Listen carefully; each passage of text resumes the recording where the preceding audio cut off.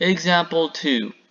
A medical researcher contends that the lung capacity varies significantly between smokers and non-smokers.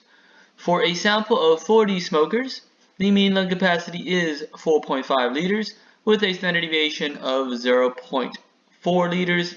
The mean capacity for a sample of 30 non-smokers is 5.0 liters with a standard deviation of 0.3 liters. At alpha equals 0.01, is there sufficient evidence to conclude that the lung capacity is larger among non-smokers? Also construct a 99% confidence interval for the mean difference in lung capacity for these two groups.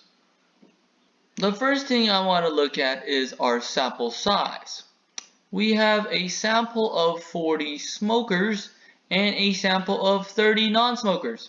Since both of these are 30 or more, we don't have to check the conditions, so we can start the problem. We'll look at our claim and our complement. In our claim, we have the question, is there sufficient evidence to conclude that the lung capacity is larger among non-smokers? Before I can even begin the problem, I need to tell the reader who's group 1 and who's group 2. So let's let the first one mentioned in the problem be group 1. In this case, we mention the smokers first, so group 1 is smokers. And group 2 will be the non-smokers. And our claim is that the lung capacity is larger among non-smokers. Mu1, remember, is smokers, and mu2 is non-smokers. We want the non-smokers to have larger lung capacity, so I'm going to put the less than symbol. Remember, mu1 is the smokers, so the smokers have less lung capacity than the non-smokers. So it's important that you let the reader know which one's group 1 and which one's group 2 so that the symbol is in the correct direction. The complement is the opposite of the claim. Mu1 is greater than or equal to mu2. And step 1, we'll have to state the null and alternative hypothesis. For the null hypothesis, again, it has to have the equal symbol, so its mu1 is greater than or equal to mu2. For the alternative hypothesis, it is the one without the equal symbol, so mu1 is less than mu2. In step 2, I just need to state alpha. In this case, alpha is 0.01. Step 3 and 4. Let's do step 3 and 4 on the computer. Make sure to select the calculator that says 2 independent samples with statistics. For the first sample, we have a sample size of 40. The sample mean is 4.5. The sample standard deviation is 0.4. For the second group, the sample size is 30. The sample mean is 5. And the sample standard deviation is 0.3. And you want to make sure to select the less than symbol because that's our alternative hypothesis. And in the second part of this question, we're going to do a 99% confidence interval also, so I'm going to put 0.99 to calculate a 90% confidence interval. We're going to calculate a 99% confidence interval for the second part of the question anyway, so let's enter 0.99. Click calculate. Here is our test statistic, negative 5.976, and our p-value is not 4.67. If you look to the right side, there is an E and there's a negative 8. That tells me that I'm supposed to move the decimal place 8 times to the left. So this is a very, very small number. This is less than 0.0001.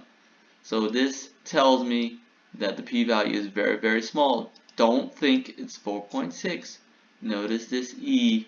This is scientific notation. Move the decimal places 8 times to the left. Here is our lower limit, negative 0.72, and our upper limit is negative 0.278. we have our t statistic is equal to negative 5.976, and our p-value from StatCrunch is less than 0.0001. In step 5, we are going to state our conclusion. I ask, is the p-value less than alpha? Is 0.0001 less than 0.01? Yes, it is. So we're going to conclude in step 5, since the p-value is less than alpha, we do reject the null hypothesis. We do reject the null hypothesis since the p-value is less than alpha. There is enough evidence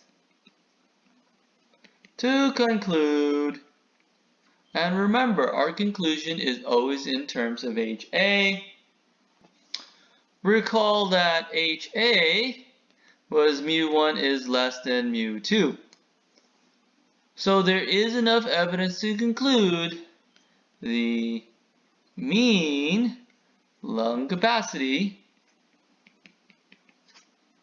for, remember, group 1 was smokers, so there is enough evidence to conclude the mean lung capacity for smokers is less than that of non-smokers. Now your conclusion might be slightly different. You might say there is enough evidence to conclude the lung capacity of non-smokers is larger than that of smokers, and that would also be acceptable because this symbol is still in the correct direction. Now let's try a 99% confidence interval.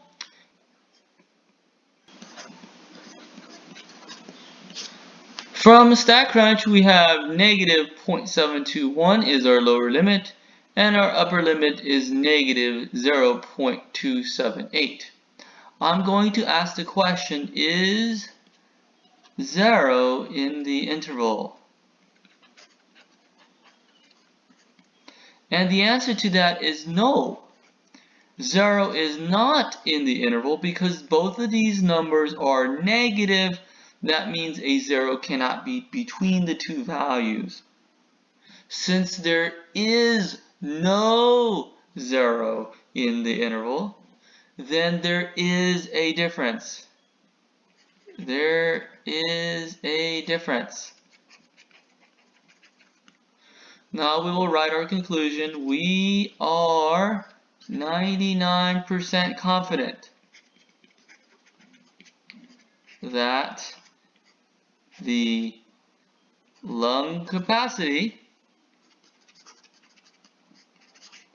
of, now if I look at these values here, they're both negative. They're both negative. So that means group 1 has less lung capacity. They have less lung capacity because of these negative values. So we are 99% confident that the lung capacity of, remember group 1 was smokers. So we are 99% confident that the lung capacity of smokers is less by between, and then we'll put our values, 0.278 and 0.721, and our units are liters.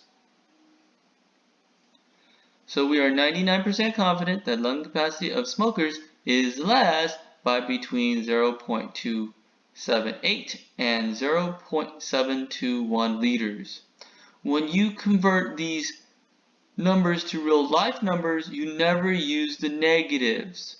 We use the phrase less than to imply these values are negative. And of course, we always mention the smaller number first and then the larger number next.